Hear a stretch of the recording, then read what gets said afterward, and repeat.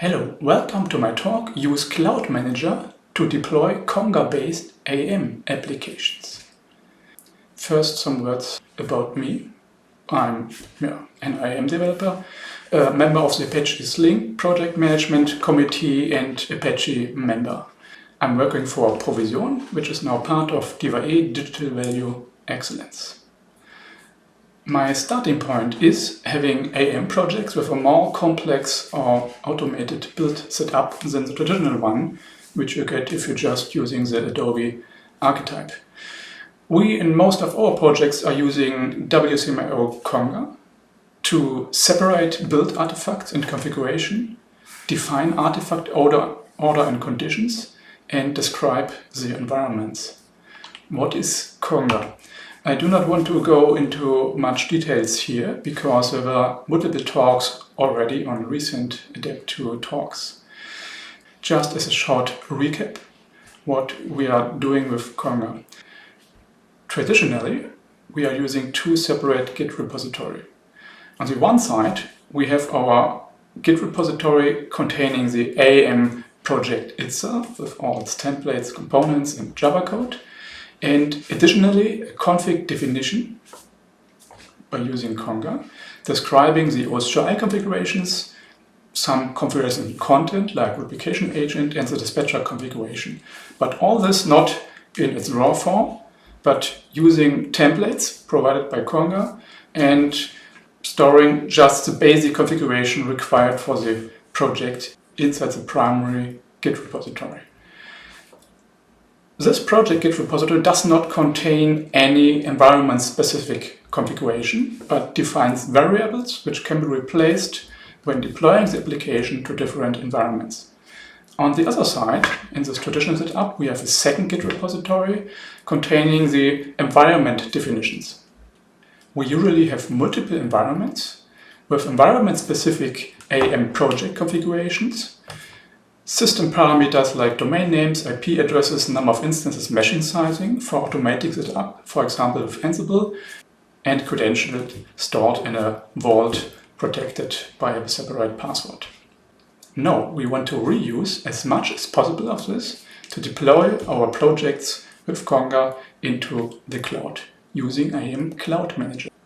If you are using AEM Cloud Manager the first time and come to it from other complex build systems, build environments, you are first a bit puzzled that Cloud Manager is very easy to use, it's a very clean user interface, but very little to configure for it. So there are some challenges you have to master to get your complex AEM project set up, deployed smoothly into the cloud using AEM Cloud Manager. First of all, how does the Cloud Manager detect which artifacts he should deploy? Unlike other environments, there is no central deployment descriptor or any files describing what to deploy and in which order to deploy the files. So AEM Cloud Manager uses some heuristics to detect the artifacts it should deploy. And when doing this, it only looks into the target folders of Maven, checking for the build output when building the project the first time.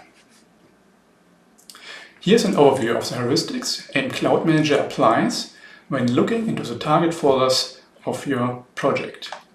It detects content packages by finding any zip file in any target folder, which is obviously a content package containing a filter XML and the properties XML. And from those content packages, all are deployed automatically to the cloud unless one of those packages has a Cloud Manager target property in its properties file where this property is set to none. Additionally, it looks for dispatcher configurations also for zip files in all target folders of your project, and it looks into every zip file if there are any folders named conf, conf-d, conf-dispatcher-d, conf-modules-d. And if all this applies, it thinks, yes, this is a zip file containing dispatcher configuration. This also means you can have only one single dispatcher configuration for all your environments in the cloud. You cannot have different ones. It has to be one zip file and has to be exactly contain these folders. Additionally, Cloud Manager currently detects functional test, which is a jar file with a special manifest entry, Cloud Manager test type, integration test.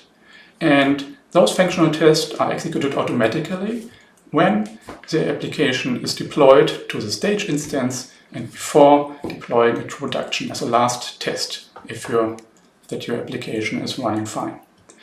And quite new, there's also support for UI test based on WebDriver.io, and it looks for a special file with this file name with tar.gz extension, and this file has to contain a Docker file. And if those two conditions are met, it automatically executes those UI tests as well. So Cloud Manager tries to deploy all content packages it finds, but usually it should only deploy one single package, and this is the all package. All other packages should be marked to ignore by Cloud Manager. This all package contains all other packages relevant for cloud deployment as embedded packages. And very important, there has to be a clear separation between mutable content that can be changed at runtime and immutable content that never changes after deployed content packages. Immutable content is your application content, meaning bundles, your components, dialog definitions, and so on. For the folder structure inside the all content package, there are some conventions which make sense to apply to your own all package as well. First of all, there are usually 3 different folders matching the 3 package types: application, container, content, and an install folder for each of them. And those folders contain the embedded packages. The first and second one, application and container, are for the immutable application packages and immutable container packages. And the second one, the container packages, usually contain only OS2I configuration, also stored in the apps folder. And mutable content packages are everything else, as I already told, storing content in content/conf and /etc. It's also possible, as you have known it for a long time from storing OS2I configurations inside the repository, to use additional runmode suffixes in those folders. This can be author or publish to specify that a certain package should be installed only on author or publish instances. And it's also possible to specify environment-specific run modes dev, stage, prod. But this has some limitations. Not all run mode combinations are supported. For immutable content packages, you can use both author and publish run modes and also dev, stage, prod run modes. That means for each immutable package you can choose whether it should be deployed on author and publish instances and whether it should, for example, only deployed in dev but also on stage and prod or not. For mutable packages, it's only possible to decide to deploy them on author and or publish. It's not possible to deploy mutable content packages only on dev, stage, prod. They are always installed on all of them. If you try to use the run mode suffixes dev, stage, prod for mutable content packages, it will not work as expected. And other run modes are not supported at all. One remark: on the local AEM Cloud Quick Start jar, all run modes, including custom ones, are supported as usual as you know it from AEM 6.5 and below. But in the cloud, there is no real support for run modes. And in general, using run modes is discouraged by Adobe for some time now. So do not try to use custom run modes, and do try to use separation of run modes of the supported ones as less as possible. Another important thing is the package install order, especially for mutable content packages. The install order can be controlled by defining package dependencies in the package properties, or if you are building your package by Maven, in the POM, which defines the properties for the content package. This approach is a bit problematic with third-party packages where you have no control about the dependencies defined in it. It's also problematic for conditional packages, which you want to apply only under certain conditions. And it's problematic for run mode specific packages. You, for example, want to deploy only on author or only on the publish instance, because the package dependencies then have to vary. It's never allowed to depend on the package which is not deployed in the current instance, the new package will then not be deployed as well. As I've already told, there can only be one single dispatcher configuration for all environments in the cloud. But usually there are differences in dispatcher configurations between the different environments. Most usually, of course, the host names and others names for your virtual servers have to be different, of course. But there may also be other differences, like different cache header settings and so on, you want to maintain for your different environments. Therefore, Adobe provides some support for different dispatcher configuration, but only by defining variables and conditionals inside the HTTP configuration. So here's an example using server name with a variable containing the environment prefix. Or if you need more logic, it's also possible to use if-define blocks, checking if you're on a certain environment and setting further variables you can reference in other parts of the configurations. However, if you are used to generate your dispatcher configuration by using templates, as we are doing it using Conga and Conga AEM definitions, this approach does not fit very well into the picture. Now, before coming to the solutions we have found for making Conga compatible with cloud deployments, I've collected some steps you probably need most time to make your existing, sturdy, probably a bit dated AEM project compatible with the cloud. There are some obvious steps. Of course, you want to switch to the AEM SDK API. You should remove obsolete Sling or third-party bundles, which are now included in the same or a newer version in AEM Cloud already. AEM Cloud is usually very fast to pick up the latest Sling module releases, and you do not have to wait for months or years until they appear into the main product or its service packs. Of course, you should no longer deploy service packs to the cloud because it's always the latest version. In case you're using core components, you do not longer have to deploy the core component package itself because they are already included in the cloud and in the quick start jar. And if you're using ACS AEM comments, make sure to use the latest deployment with split packages between mutable and immutable parts. And one remark on ACS AEM comments, the current release 4x is not compatible with AEM Cloud. If you try to deploy it there, it will get stuck in the distribution pipeline, not deployed properly on publish instance, and just will not work as you expect. This should be fixed in the release 5, which is hopefully available in a very short time. And of course, you should update all other dependencies, plugins, and so on to make sure you have a fresh build with the latest versions. You have to pimp your content packages, meaning you should update to the latest content package plugin and make sure to use the Jackrabbit one and not the Adobe one, because the Jackrabbit one has gotten a lot of improvements in the last years which are not available in the old Adobe content package plugin. Make sure to separate the packages in mutable and immutable parts and create 2 packages from it if it's not the case already. Set a package type for each package, meaning application, container, or content. And if you're using the latest content package plugin, you will get a lot of validation errors because the latest versions of the plugin comes with a lot of validation stuff, and most of them are really relevant for the cloud. So take the validation errors seriously and try to fix all of them. There will be a separate talk on fiber validation with more details tomorrow by Konrad. Make sure not to miss it.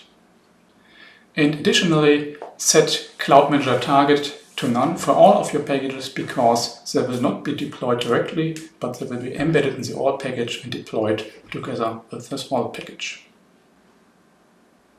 In the past, you may have used content packages during deployment to create service users, setting SARs, or making sure that certain root folders exist. There's a new tool for doing this, Apache Sling repoinit, which is now the preferred way for these use cases and also well integrated with Cloud Manager and AEM Cloud Service. I recommend defining the repoinit statements using OSGI factory configurations. However, there are some limitations for repoinit. It's not as powerful as the content packages. You can create resources and set properties, but you cannot remove or replace them. And it's not really suited for big chunks of content. For example, creating your editable template definitions using repoinit is not a good idea.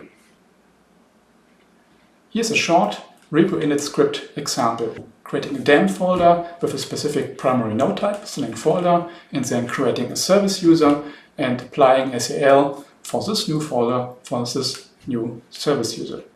The syntax is short and concise and well suited for such use cases. Another new thing in AEM Cloud Service is an automated support for URL fingerprinting or client-lib versioning. This means each time you are deploying a new version of your application which contains client libraries and has some changes in its JavaScript or CSS files, it automatically generates a hash of all the client library content and appends this hash to the URL of your client library. With this you can set very long-lasting caching headers for client libraries, for example 1 year, and the client libraries only have to be refetched if they are changed. But if they are changed, the HTML output references a new client library and they are loaded immediately without any troubles of having old versions of your client libraries in the cache. This means you have to remove all configurations for the old ways that existed to achieve the same thing. Meaning, if you have currently used the long cache key param, either in the OSGI configuration or in your client libraries, probably automatically set in your build environment, you can simply remove it. It's no longer required. And the same applies if you have used ACSM commands version client libs features. It's no longer supported in the cloud because it's no longer required. Just remove it and all is fine with your client libraries. And now let's have a look how we have extended Conga and its Maven plugins for an optimal support for AEM Cloud Service. First of all, we are usually following the recommendation by Adobe to using only one Git repository containing our AEM application with all its code and also the configuration definitions to be deployed completely to AEM Cloud Manager using the Git repository provided by Adobe. The single Git repository now contains also the environment-specific AEM project configuration, replacing the placeholders and the templates. It contains domain names and references to credentials. Some things we do no longer need, like IP addresses, number of instances, meshing sizing, because all this is done automatically by the cloud.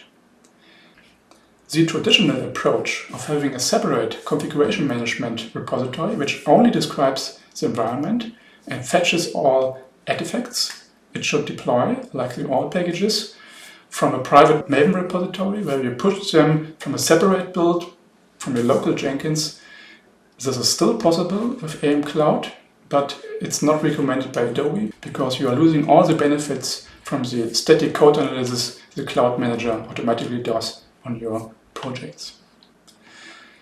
Conga generates a set of packages automatically for you, and we made sure that all these packages have a proper package type. We also apply the file vault validation inside the Conga build, meaning if a package is generated which violates the file vault validation definition, then the Conga build fails and you should fix your package definition defined in Conga. And we are using wherever possible repoinit, for example, for system users and ACLs. The all content packages still required for deploying in the cloud is automatically generated by Conga based on the Conga definitions. It distinguishes author and publish runmode. So if you have defined files in Conga which only apply to the variants author or publish, then the all package is generated in a way to reflect this. And you do not have to take care manually about the package dependencies. You can leave them out completely and Conga will automatically generate dependencies in all packages it prepares for the cloud deployment, depending on the file order in your Conga role definitions and environment definitions. And this works for all types of packages. Even if you're using third-party packages, the order you define in Conga is always respected when deploying to the cloud. And for the dispatcher configuration, we have provided a new role, AEM Dispatcher Cloud, as part of the Conga AEM definitions. This is a complete set of templates based on the templates provided by Adobe in the AEM Cloud SDK, but enhanced by using Conga variables and configurable in a very simple way in your Conga environment definitions. With this, it's easy to update projects with the latest best practices and new security fixes in the dispatcher definition without having to update all dispatcher files in all projects. You just have to use the latest version of Conga AEM definitions, or probably your own definitions you maintain, and just update the dependencies, and keeping the same variables, the same configuration parameters, you have the latest fixes and updates in the dispatcher configuration deployed very easy. We have also a bit limited support for those conditionals to generate one single dispatcher configuration for all environments, injecting different values on different stages. And all the other features which were already available in Conga AEM definitions for dispatcher configuration, like a very simple approach for short URL mapping, automatically generating the required Sling mapping configuration and the required rewrite rules in your dispatcher configuration, is of course also supported for the cloud environment. Now I have a very short demo showing you an example of a Conga environment definition and how it's running in the cloud. So here's a very simple demo project generated by the WCMO AEM Archetype, and we have defined two environments here. One local environment, which is only used for deploying to your local quick start jar, defining author and publish instance with traditional replication, which can still be used locally. And we are making sure that this environment is not used for the cloud deployment at all by setting this parameter. Additionally, we have one environment named Cloud for all three environments in the cloud service. We are defining three virtual nodes which are applied to all AEM author and publish instances by Cloud Manager, and a separate nodes which is just used to generate the single dispatcher configuration using this new role AEM Dispatcher Cloud. And here's an example. We are using the out-of-the-box dispatcher configuration with all best practices applied, and just changing one little thing, adding a new filter allowing access to the model.json files provided by the core components. And all other filter rules, especially the security relevant, are untouched. We are only adding this one filter expression. And then we define that we want to deploy our editable templates, conf content as well, sample content. We are setting the HTML expiration time to a new value to see our changes faster in this case, and making sure that the traditional application is not used for the cloud because it uses the Sling distribution now and is set up automatically. And here we are defining one tenant, just one demo tenant, and for sake of simplicity we are just using the star for server alias name to make sure it works on all cloud instances you deploy. Of course, you can also, if you have multiple tenants on your instance, you can here use this example instead with a conditional where you define different server names for different stages. And this also works for other parameters, not only for the server name parameter. And here's the example. With this one line, you activate short URL mapping, meaning this path part is removed from the URL on the publish dispatcher side, and you can call the start page, which is URL en HTML. And now showing you this in the cloud. It's already deployed using Cloud Manager, because showing the deployment live in this talk would require a few more minutes. Okay, going to my dev environment and the dispatcher, you are seeing my small demo application with the short URL mapping applied. Yes, give it a try. You can set up new project like this using the WCMI archetype, which has built-in Conga support for AEM Cloud, and a lot of other features you can enable optionally, like support for WCMO handler and all the other stuff WCMIO provides. And now, as a few minutes left, I have some bonus content for you. Some aspects I stumbled across when experimenting with AEM Cloud service, which might be useful for you as well. I'm going a bit fast, however, you can look up the references for more details. There's no longer a cryptic key support in AEM, which you might have used before to safely store your credentials inside AEM.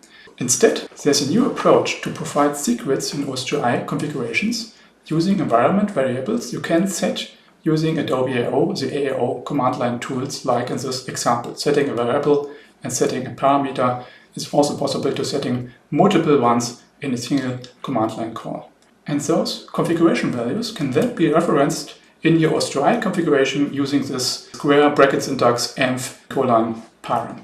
Make sure to use uppercase underline notation for your variable names, because otherwise you will just get an error when trying to set the variable. Another hint: within your non-cloud AEM projects, you might have used a config snippet like this to change the default log level of all log files in the system, still allowing to overwrite for certain categories, setting a different log level. If you are doing this, changing the default log level, you will break the Cloud Manager build and run into a timeout. The reason is that the Cloud Manager build seems to wait for certain log messages and info level to appear in the log, and with a configuration like this, they never appear and it waits forever. So the tip is simple: if you have any configuration for this OSGI service, remove it before you are trying to deploy your project to the cloud. If you are using bundles with Sling-Initial-Content containing your component definitions, dialog definitions, and so on in JSON format, instead of using content packages for this, this still works with AEM Cloud Service, but make sure to enable the reproducible build feature in Maven. Only with this enabled, it is ensured that the file entries in your jar files produced from your bundle project are always in the same order. Without this, it may happen that depending on the operation system and the file system where the build is taking place, you may get subtle deployment problems and failed builds without having it. And it's useful anyways, because this setting enables reproducible build features for all Maven plugins that support it. Speaking about Maven, you are currently limited to a bit outdated version. Maven 3.6.0 is the only version currently supported by Cloud Manager.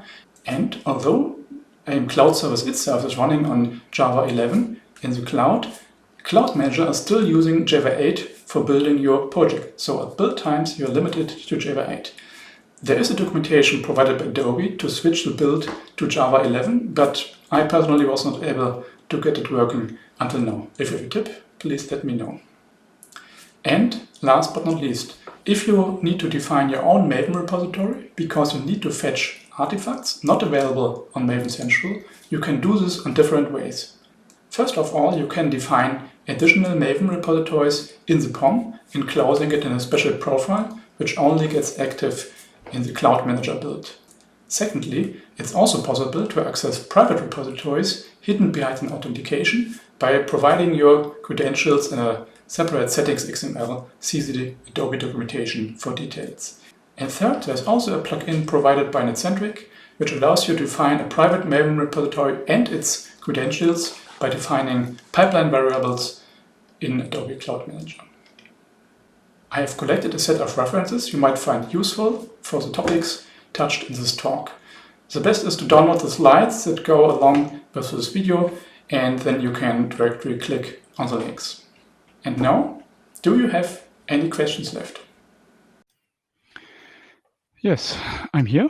It's late, last talk this day. A bit tired as well, but if you have some questions left, I'm still here.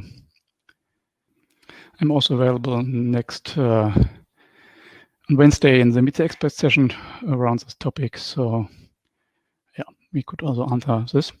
So yeah, if there are no questions left, we have 30 seconds left, but we can also use longer time. But yeah, if it's not the case, then just I wish you a good evening or whatever time it is in your time zone currently. Oh, there's one question. Here I'm showing it live. Does the pipeline have features similar to Jenkins credential store? And how exactly, for example, instance credentials supported in the Docker file? In my point of view, no, it's not comparable to a Jenkins credential store, but in a simple way, it still works fine. You can set credentials or secrets using AO command line. So it's stored as environment variables, and in a way that, yeah, you cannot read it again. Only the OSGI service where it's injected in gets it in plain text, but all other environments are safe. And yeah, the credentials are supplied in Dockerfile. You mean in the, yeah, they're injected in the OSGI configuration in a safe way. It's a new feature for the OSGI configuration manager that is used here, and I think it's using it in a reliable and safe way. Of course, once your service addresses this credential, it has to take sure it does not print it to a log file or anything, but besides this, it's quite safe. Okay, so if that's all, then, oh, another last one. No, it's not a comment. Oh yeah, Dominic is, yeah, they're not available at build time. They're really only available then at runtime when your service starts up and is reading the OSGI configuration.